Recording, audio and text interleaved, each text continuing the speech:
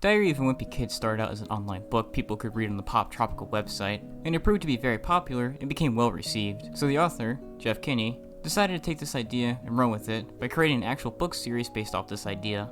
However, there was a significant amount of change between the Poptropica original and the book series, and in this video, we'll be discussing some of these differences to show how Diary of a Wimpy Kid was altered when it came to store shelves. Before I talk about some of the specific things that were changed, I want to get some of the general points out of the way. The number one thing you'll notice is the drawings are cruder and don't have the same polish as the books. Kinney was uploading a diary entry every day, so he only had so much time to clean up some of these illustrations. And not to mention, I think this art style is more appropriate for a kid that makes these drawings in a short amount of time. Speaking of which, Greg also makes an entry every day, as opposed to the books where he writes every other day or every few days. Because of this, some entries are only about 2 to 3 pages long. While still on this topic, Greg also started writing as a way to get out doing chores around the house, as Susan, known as Anna in this version, thinks it's healthy for her son to express himself, so she'll give him less work if he has to do so. In the books, Greg talks about how Rowley is really his only friend, with Christopher Brownfield and Tyson Sanders being only temporary pals. But in the online version, Greg is friends with 2 other boys, Colin, who is mentioned throughout the books, and Ben.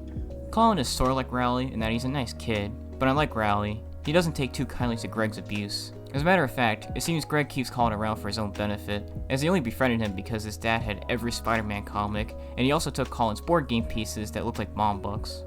Ben used to be Greg's best friend, and for what the boys write about, it seems the bond was even greater than that of Greg and Rowley. Speaking of which, some of the things Greg and Rowley did in the books, such as the Peas Be With You gag, were done with Ben instead.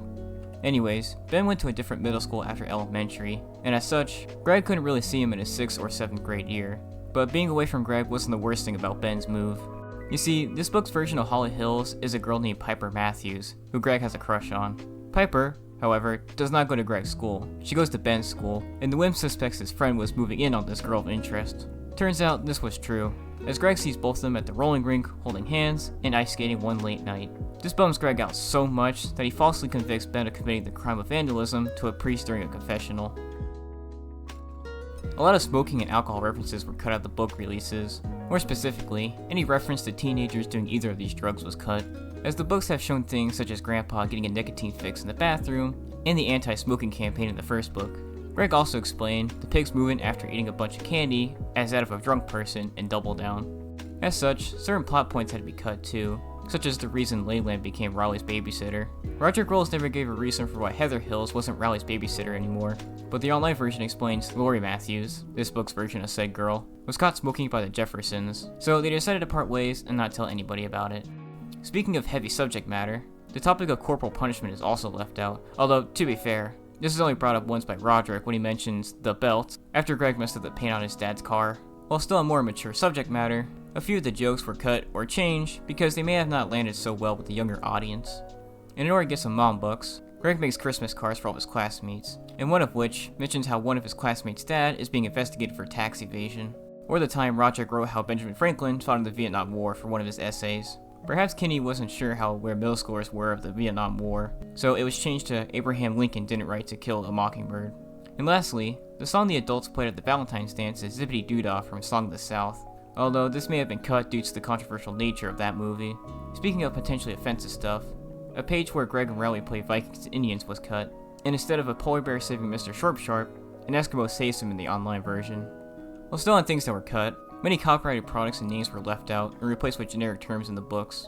I'll put a list of every copyrighted thing I could find in the online version, and just for the record, I know some of these reappeared in later books, and it's not like Kinney never brought up copyrighted things in later books, it's just the majority of the ones I'm showing were never brought up again. Sweetie, the dog that Heffleys adopt, but shortly get rid of in Dog Days, is there from the time he's let into the house to the very last page. The family never gives Grandma the pooch. A large majority of the online version stories were repackaged for the first couple of books, with the range starting from the original book all the way to Cabin Fever, so there's really nothing from the later books that appear in the online version. There is, however, a connection to the Deep End, one of the more recent Wimpy Kid books. This connection lies in the December 16th entry, where Greg gets partnered up with Stinky Williams for the wrestling unit of PE. Not only does Stinky share the same appearance, but he also carries the same poor hygiene he's known for in the Deep End, with Greg believing his sweat smells like rotten eggs. So this next thing I'm going to bring up technically did happen in a Diary of a Wimpy Kid book, just not a mainline one. Jerome, the man with the incredibly red lips, made his first appearance on the September 29th journal entry in the online version. These jokes would later reappear in the Do-It-Yourself Diary of a Wimpy Kid book. Okay, let's move on to the events that didn't happen at all in the books, and other things that happened but were significantly changed. Let's start off with the suggested stuff first. On pages 143 and 144, Greg mentions how Frank will occasionally rent a movie, but in doing so, never looks at its ratings, and because of this, Greg gets to watch some rather mature content that his mother would never let him watch. However, Anne always walks in at the worst time, but Greg has come up with a mechanism to get him off the hook. A mechanism that involves covering his eyes and expressing dismay at the scene happening on screen. Greg will also go back downstairs and rewind the movie during the racy parts, so he knows what he missed. Next, there's a small plot point where Anne finds a pair of panties that aren't hers in the house, so she suspects her husband is seeing another woman and accidentally left her garments at their residence. Since Frank is innocent of adultery, he doesn't fess up to the crime, suggesting maybe they are her panties and she just doesn't remember she had them. Turns out these undergarments belong to Grandpa's girlfriend, Marlene, and she left them there by mistake after she spent the weekend at the house babysitting Greg. On two smaller notes, the woman on the cover art for Shadow Doom has less clothes than the cover shown in Dog Days, and Greg also mentions one of the stories in this book, something about how one of the characters was chased by bugs after urinating. Also, the Facts of Life class in Ugly Truth is referred to as reproductive health in the online version, a class that teaches what parents call quote-unquote you-know-what. This might be a stretch, but the diagram from the reproductive health class seems to display part of a woman's insides, if you know what I mean. Let's talk a little bit about the Wizard of Oz play, specifically two major things about it. First, Anne initially banned Greg from joining the play as punishment for listening to Roderick's CD full of explicit lyrics, but since that's what he wanted, he begs her to join the play only for her to deny the notion. Greg, however, celebrates a little too early, and Anne sees its excitement, so she signs him up. Secondly, the huge tree fight never happens, despite the fact the trees were given armholes, so no one gets hurt. But, like in the books, Greg doesn't sing his part, so his family's disgruntled at him for different reasons. The apple throwing part is mentioned in this version though, and Greg even wanted it to happen as well, but alas, no violence.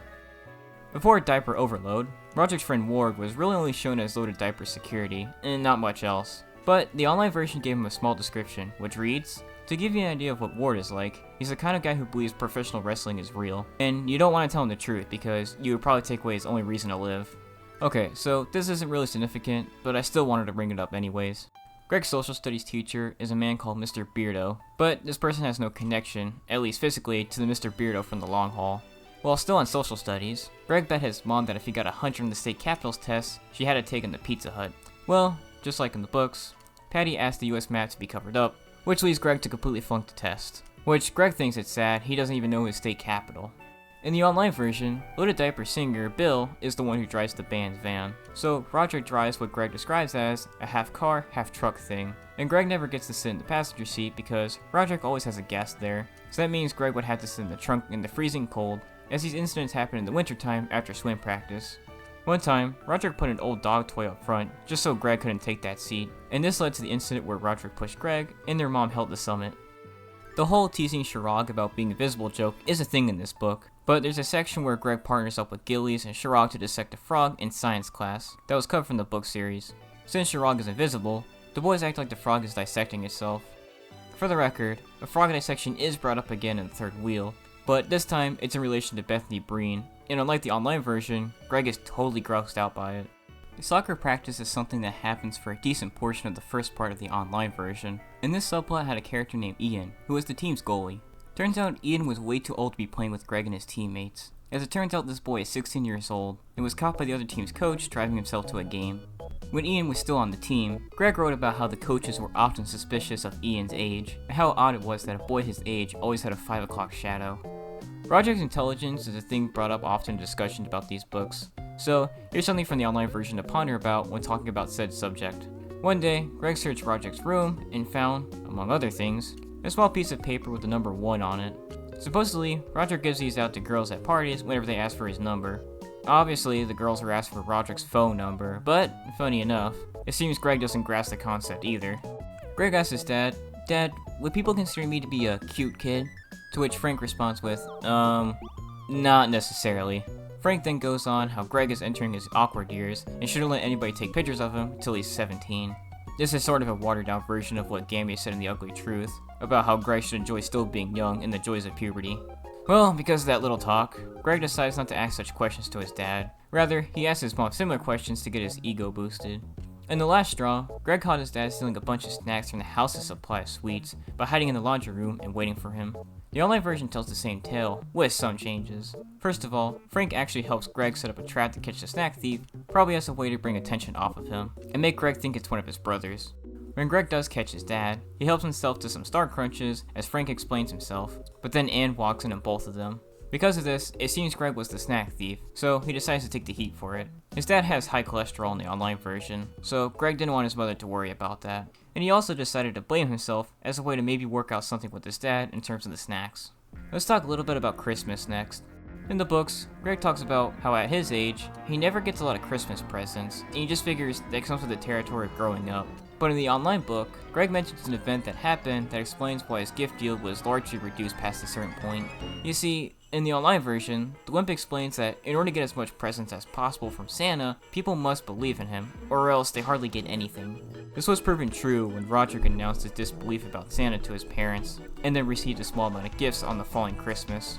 Because of this, Greg would often express his belief in Saint Nick to reap the fruits of his labor. However, in the December 24th diary entry, Greg writes that he walked in on his parents wrapping presents, as if they didn't even try to hide it. And since this broke the Santa illusion, he only receives a deodorant stick and a travel dictionary from Kris Kringle the next day. The story doesn't end there though. Greg did get a bunch of other presents from his relatives, but he noticed how a lot of them were golden maroon clothes, which confused him. Later on, after Greg puts on one of the colored garments, Uncle Joe gives him a back pat and says, "Those are a man's colors," referring to the colors used by Bishop Garrigan. Okay, so you know how Frank Heffley has a dislike for teenagers? Well, he was gonna enroll Greg in a private school called Bishop Garrigan when Greg was done with 7th grade, so Frank thought it'd be a good idea to get Greg a bunch of golden maroon clothes so he can show some school spirit. Bishop Garrigan is a real place too, it's not some made up institution for this book. Just for the record, this institution isn't this version's Spag Union. That place gets brought up, and Greg weasels his way out of that school the same way he did in The Last Straw. Also, for the record, Greg doesn't attend Bishop Garrigan. When Frank was about to take Greg to Garrigan's open house, Roderick's bandmate, Bill, who Frank has a big dislike towards, mentioned how he went there when he was younger, which leaves Frank stunned. So Greg continues to go to regular school, since Frank now knows Garrigan isn't a surefire way to whip Greg into who he wants him to be. One last small thing about Greg's Christmas entries. The Wimp mentions how his mother brought him a quote-unquote memory card for my Game Boy the previous Christmas. This is odd because Game Boys don't have memory cards. Everything is saved on the cartridge. They're not like a CD, DVD, or Blu-ray that are read-only and require an external storage device to save relevant data. Now, you might think Jeff Kinney just doesn't know much about video games, so he might have gotten confused about some of its terminologies. But he's been a designer and is still a designer for Poptropica, which is a video game. And even then, he was born in 1971, so he must have saw how cartridge-based systems didn't have to use an external device to save data somewhere in his life.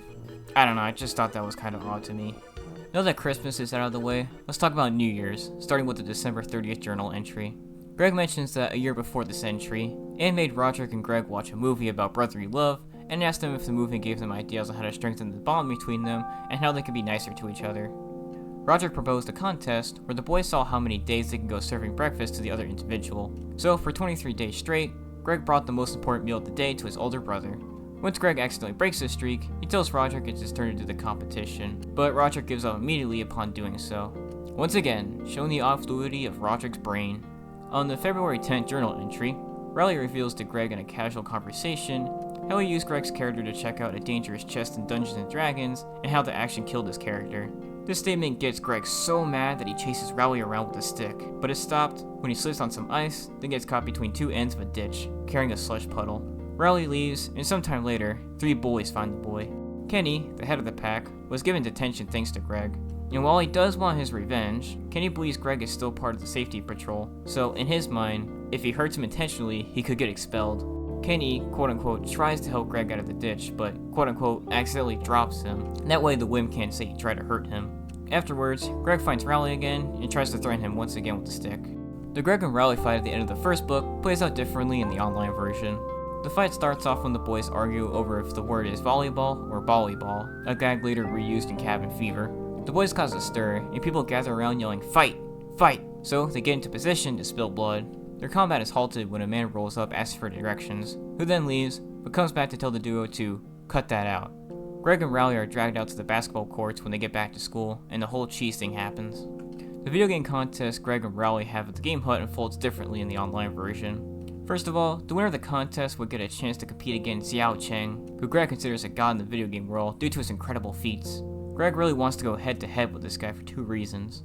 Number 1, he figures sooner or later someone will get lucky enough to beat him, and he figures that person will be him. Number 2, he'll be away from home, so he won't have to enroll in Spag Union. So, when the contest rolls around, Greg and Riley verse each other in a fictional game called Cadismo, and Greg wins by sabotaging Riley's controller.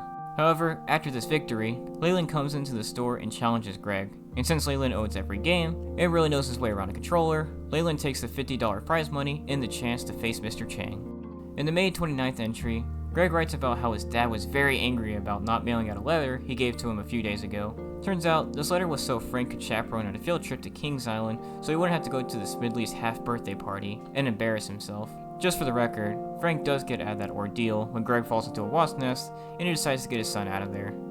So this may not be that significant, but I thought it was interesting. There's this character that only appears for 1 page in the online version named Ralph, and on that page, said boy tries to open a hockey puck, so Greg implies he's rather unintelligent.